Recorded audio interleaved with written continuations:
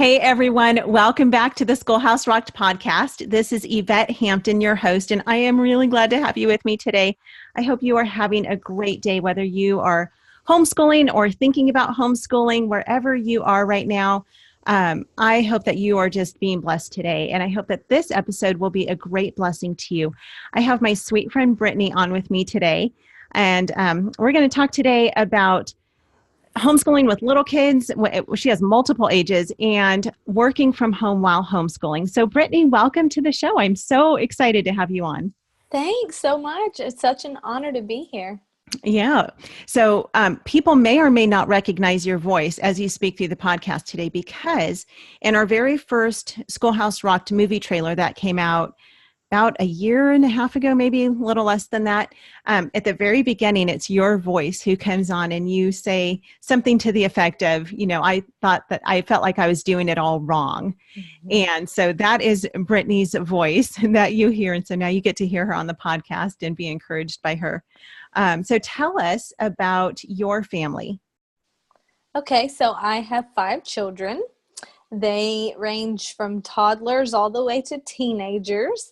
And we have always homeschooled. What else do you want to know? That's a great introduction. You are married to your wonderful husband, Anthony. So yeah, you guys have a great family. How long have you been homeschooling, and how did you get started with homeschooling? That's a great question. So I feel like we have always homeschooled since we became parents, because I believe that homeschooling starts at birth. I don't think homeschooling begins with a formal curriculum. So in that sense, we have always done it. So 17 years, my oldest just turned 17 yesterday. Wow. And as far as a formal curriculum, yeah, we started right away when he was in kindergarten. And I have just always valued freedom.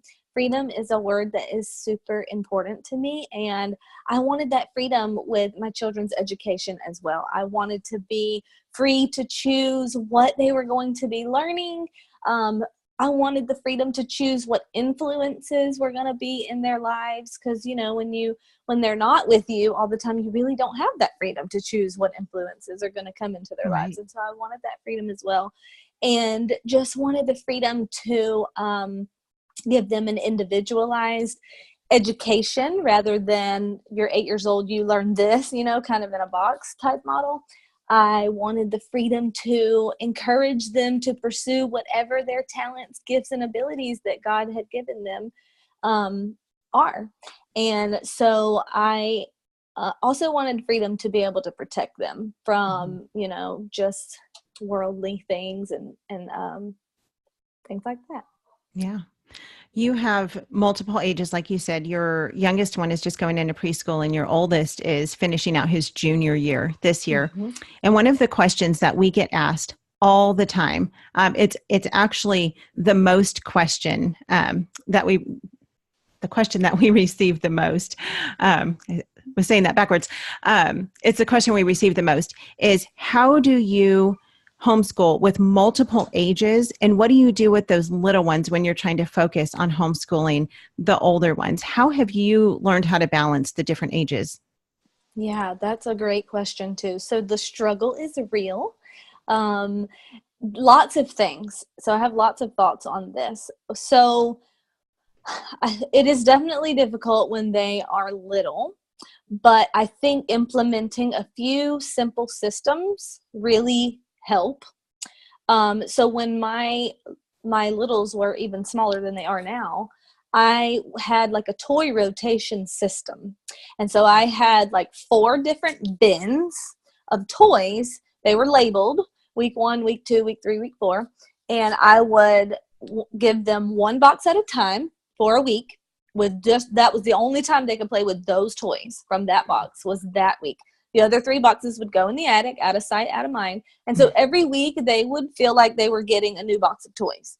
And so I could have my littles playing with their new box of toys for a period of time while I was working with the older ones. And that would keep them occupied and entertained. Another thing I would do was playpen time, just train those littles to play independently and not depend on someone else for their entertainment. And another thing is having older ones work with the little ones while you are doing one-on-one instruction. So I did a lot of that because I do have, like a broad range. So if, I might have an 8-year-old work with a 2-year-old while I'm working with a 10-year-old, etc. I think another thing that's really important is to delegate when you can, because I do have 5 kids, so there's no way that I, as one person, can teach my 5 children everything they need to know about life, faith, health, like everything they need to know. And so I've learned to delegate well.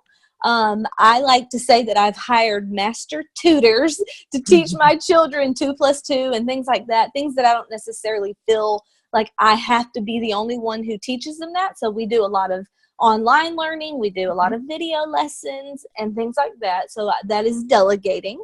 Okay. And I will teach them the things that I'm really passionate about. So, and then delegate everything else. So like I'll delegate their math. They'll do, like BJU online, or they've done teaching textbooks. They do Saxon online. There's a lot of different things you can do. The options are endless at this point. But I will teach them things like Bible or, just things like that I feel like I do want to be the primary influence. I will teach them the things like that. Another thing is train them to be independent learners. So if you just teach your children how to learn, they can learn anything they want to learn. And I will never forget the day my oldest son, he was probably 15 years old at the time, but I was cooking dinner and he walks in the kitchen. He's like, "Hey Mom, guess what? I'm on iTunes." And I was like, "Really? How did you do that?" He taught himself to play guitar. He taught himself to write music. He taught himself anything he wanted to know about performing music, all of that. Now he writes songs. He's a musician. He's an artist. And I have not taught him any of that. All I taught him was how to learn. And so if you just start there and don't feel like you have to be the one that teaches them everything, you do want to be a primary influence, but you're not necessarily the one that has to teach them everything, then they can learn a lot on their own. So my children do not feel like they're dependent on me to get all of their schoolwork done. They just know what their responsibilities are and they go and do it. And then the last thing would be in a group. So anything that you can do in a group, such as memory work or just grouping kids together that are similar in age or level, then you can get a lot more accomplished that way too. So let me go back to teaching them how to learn, because oftentimes we say that in the homeschool world, and especially for the mom who's brand new at homeschooling or who's just thinking about homeschooling, the big question is always, well, how? How do you do that? How do you teach your kids how to learn? So how have you gone about doing that with your kids? So that is a great question too. So I have learned to ask good questions. Whenever my children come to me with a question, I will often do what Jesus did and answer with a question. I don't really directly answer their questions a lot of times. I will just show them where to find the answer instead of answering direct. Even if I know the answer, I will say, "Oh, that's a great question. Why don't you go research that? And then you come tell me what the answer to that is." That is a fantastic answer. Now, as a mom, one of the things I think about in doing that is there's so much on the internet that could be dangerous for kids. And so do you have a way that if they're going to go use the internet to research something, that you can protect them from seeing something or stumbling upon something that you don't want them to stumble upon? Yeah, absolutely. So we have internet filters. We use Covenant Eyes. Okay. So anything that would be questionable would be blocked. But it doesn't necessarily have to be internet-based. Books are also a great resource. Sure. So we have tons of books, like you can see. We have lots and lots of books. So if my kid has a question about volcanoes, then I'm going to point them in the direction of a book that would provide the answer.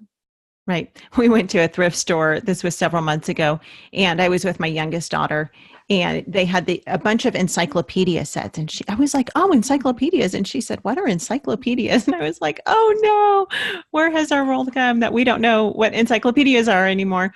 And so it was really fun. I got to open some of them up with her and actually show her, like, this is how we did it when I was a kid. We did not have the internet. We couldn't just pull anything up on Wikipedia or, ask Siri, tell us about volcanoes. You actually had to research it through a book. You had to go to the library. You had to find resources to bring them into your home in order to actually learn about them. And so that is a fantastic way, of course, to do that. And I think it's healthy for kids to take that extra step of just saying, it's not everything needs to be found on the internet, because half the time it's not true anyway when you research things online. And so I think finding, but not that everything you find in a library is true either, but I think finding other ways to research those things are fantastic. And having great curriculum in your home that also provide answers, whether it's science or history or reading good literature, things like that. You can find so many answers through those resources as well. Yes. One more thing you can do is ask an expert. So just ask them, who do you think we could ask to find out this answer? And then they can start brainstorming of people they know who might be an expert on that. And then just that cultivates leadership skills, social skills, and all of that good stuff. Yeah, that is fantastic. I love that answer, because people are always excited and willing to help, especially when it comes to kids. And if you're an expert in something, people always want to be that one that someone else comes to and says, hey, how do you do this? Or can you explain this to me? And that's always a blessing to the person who's being asked as well. So very, very exciting. I want to ask you, because I mentioned at the beginning of the podcast that it was your voice in the beginning of that interview that we did. So we interviewed you for Schoolhouse Rocked, the movie, and your interview is hands down one of our favorites.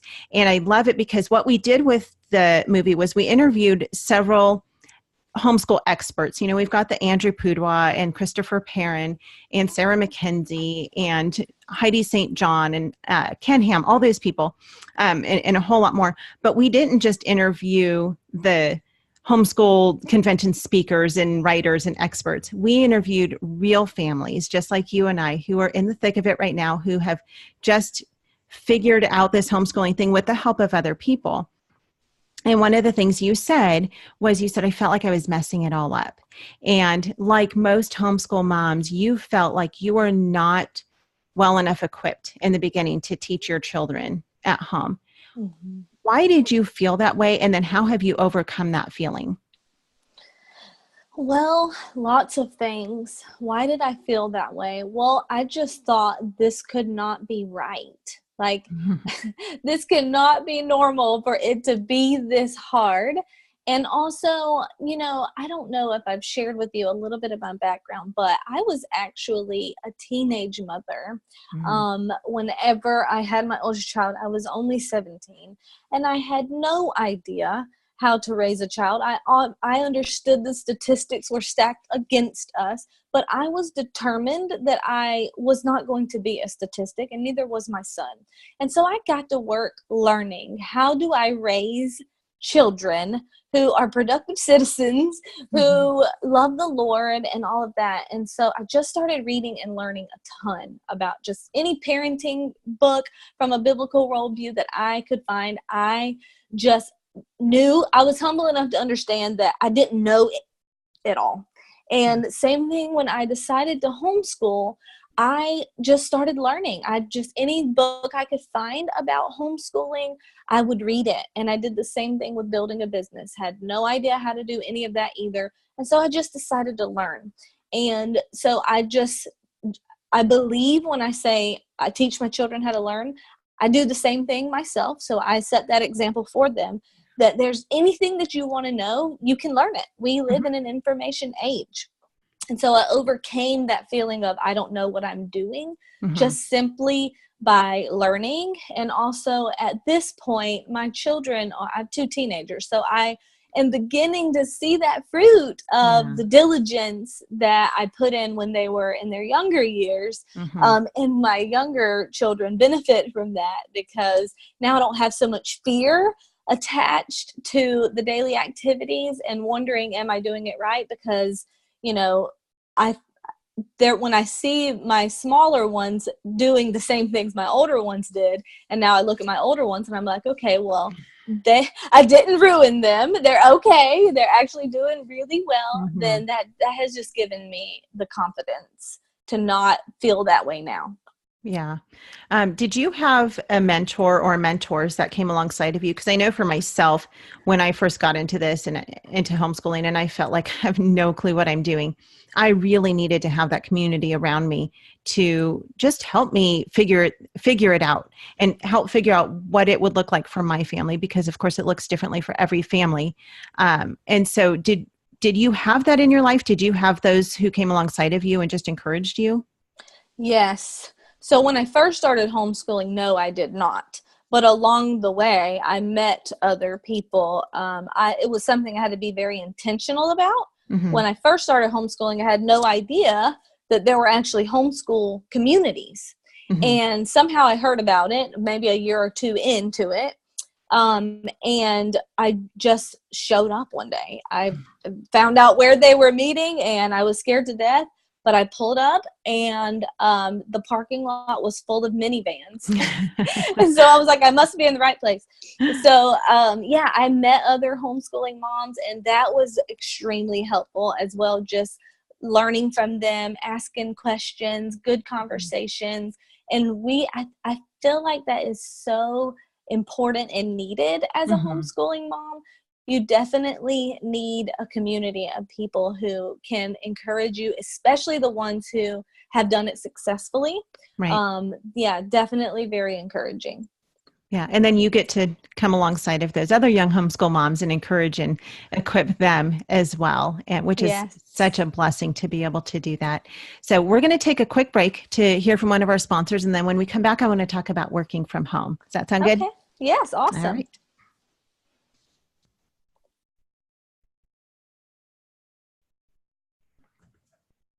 We are back with Brittney. Brittney, you are one who you work from home. You actually have a pretty neat family. And I want to talk about two different things, because you work from home and you're able to bring in a pretty significant income and just help support your family financially. But your husband also works from home. And I would love for you to tell the story first about how your boys took a whole lot of time off of what someone would consider traditional school a few years ago, and they helped your husband build the house that you live in, which is a beautiful house. Tell me how that whole scenario unfolded and what impact that has had on your family. Yes. Well, thank you for the compliment on my house. I do love our home that my husband and my sons built for our family. So my husband is a carpenter. He actually would be considered a lot of different trades, but carpentry is something he's really good at. And so he did endeavor in building our home for us. And they just took a summer to frame the whole thing. And, my boys learned a lot of life skills and hands-on practical skills. So there were no casualties, although there was one minor injury that's kind of graphic, so I won't go into detail on it. But they learned so much. It brought them together as dad and sons, and it's skills that they will be able to take, to their family in maybe just a few short years. Who knows? Yeah, that's great. Talk about being a work-at-home mama. I was actually recently reading Proverbs 31, and you think about that Proverbs 31 wife and how she toils with her hands, she works, and she helps to bring so much stability to her home, not just in caring for her home, but financially. And oftentimes moms need to do that, especially if maybe a mom is working and she wants to stop working so that she can homeschool her kids, or if she's already homeschooling and they're a one-income family, which of course is very typical for homeschool families, and she needs to just bring in some extra income. How do you go about working from home? You work in sales.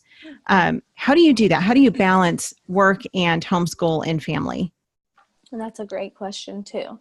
So I love the Proverbs 31 woman too. And a few years ago, I was just really studying that proverb and taking a close look and evaluating. And I found some things that I was doing right. But one thing I felt like was missing was I wasn't contributing financially. And the Proverbs 31 woman was. she wore many business hats. She was a real estate investor. She made things and sold it. So she was definitely industrious. And I wanted to be her. I wanted to be just like her. And we were a one-income family. And that sometimes that can be a stretch, because it's not that money's everything, but everything you want to do with your family, it costs money. Right. So I did want to bless my family in that way. I was already homeschooling, and I felt like I was doing, being a godly homemaker, but I did start looking for something that I could do that would allow me to keep what is the most important as the most important, but also contribute financially at the same time. Mm-hmm. And so balancing, I would say, again, it goes back to just implementing a few smart systems, because you definitely need to manage your time well. I know in the beginning, when my kids were smaller especially, there was a lot of getting up early and staying up late. Mm-hmm. There was a lot of working through nap time. There was a lot of, okay, while you're doing your schoolwork independently, mommy's going to work on building this, and things like that. Does that answer your question? It does. It does. Tell us maybe what a typical day would look like for you at home. And you're saying, get up early, stay up late. But how do you do that to where you're not, because I work from home, I guess I could say now. We're filming the documentary. I'm doing this podcast now. And so even for myself, I find that it's often difficult to balance accomplishing what I need to accomplish. I'm sending emails and making phone calls and podcasting and doing all of these things during the day. And then figuring out, how do I bring my girls into that with me? What can I do with them? And then not feeling like I'm ignoring them, because sometimes I find myself doing that, not intentionally ignoring them, but just like, okay, I've got to get this email out. I've got to make this phone call. I have to get on this meeting that I have with a few other people or whatever it is. And feeling like I'm having to kind of push them aside for a time. And so I feel like even for myself, I'm still figuring out how to balance all of that. And like you said, independent work is excellent for the kids, and they're able to do that they're doing that right now. They're in the other room doing their schoolwork. But what would a typical day look like for you?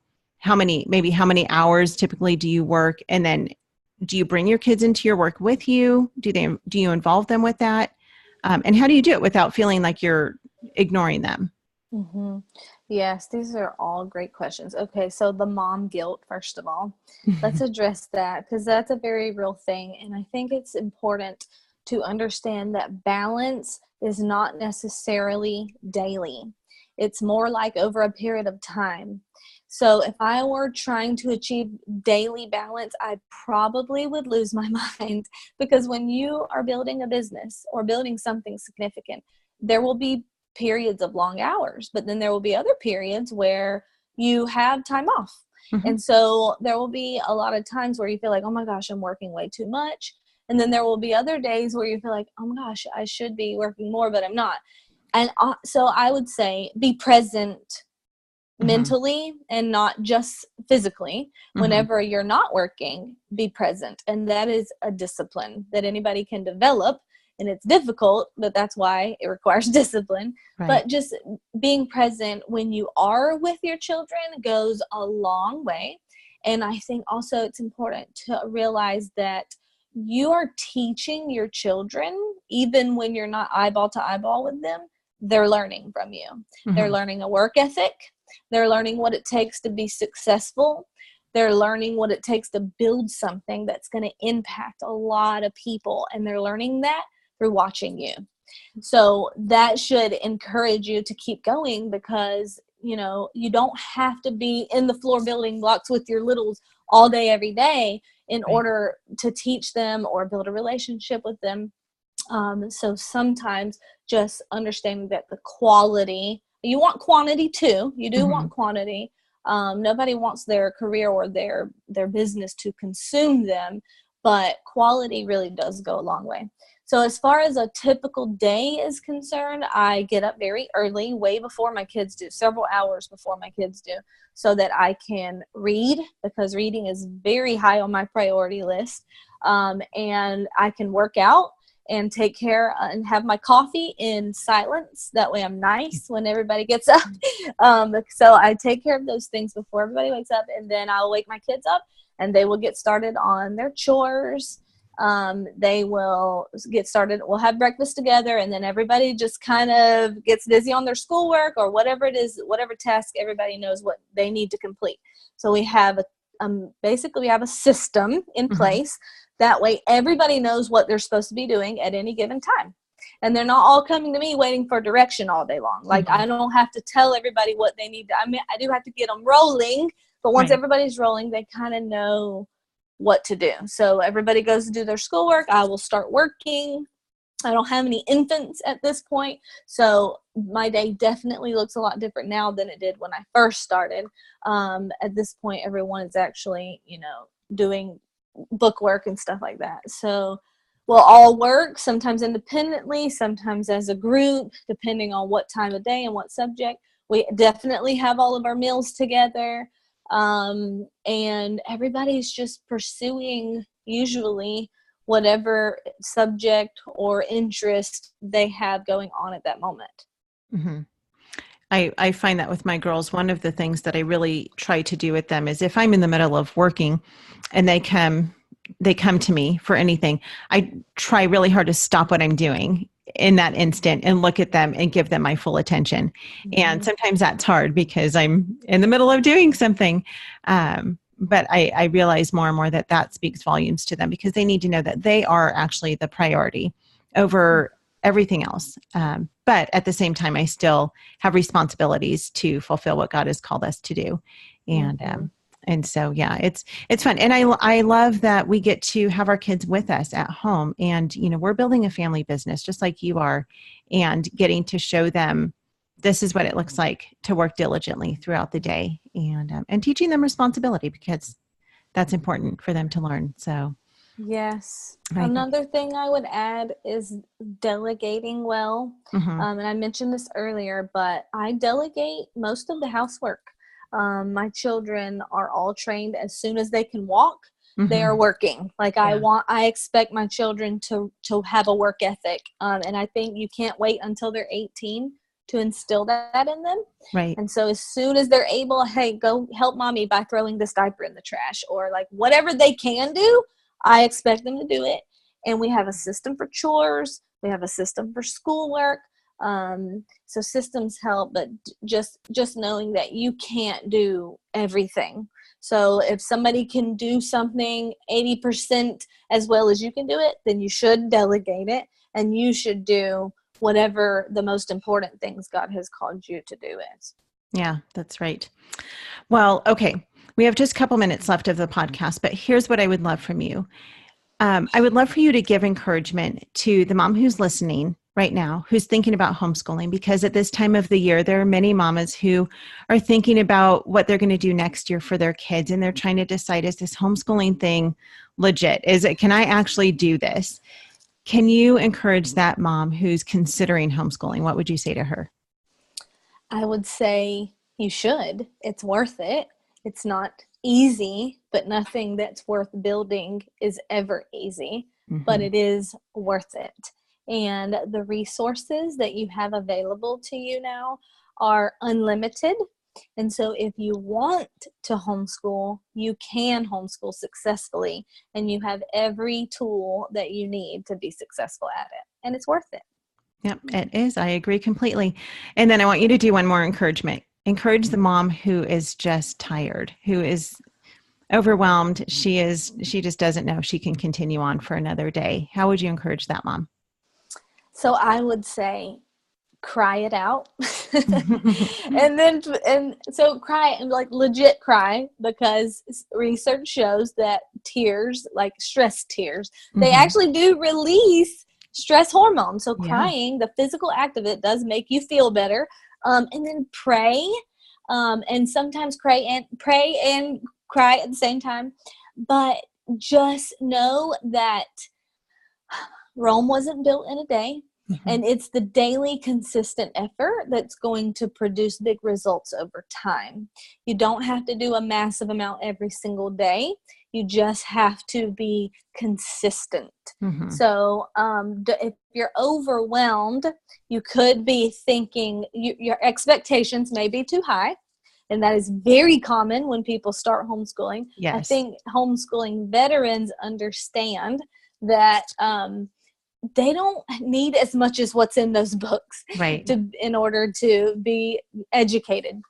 So scaling is important, and just knowing the consistency really is the key. Yep, I agree. Slow down a little bit, take a breath, and get back to it. I love the constant encouragement we get in that God will equip you. He'll give you everything you need to accomplish what he's called you to. So anyway, Brittney, thank you so much for your encouragement today. I love speaking with you, and I know that this is going to be a great and encouraging podcast for those who are listening. We will put links to the show notes on where people can find you. And thank you for your time today. I appreciate it. I love what God is doing with you and your family, and you're a blessing. Thank you, Yvette. It's such a pleasure. Thank you. Have a great day. And thank you guys for listening to the podcast again.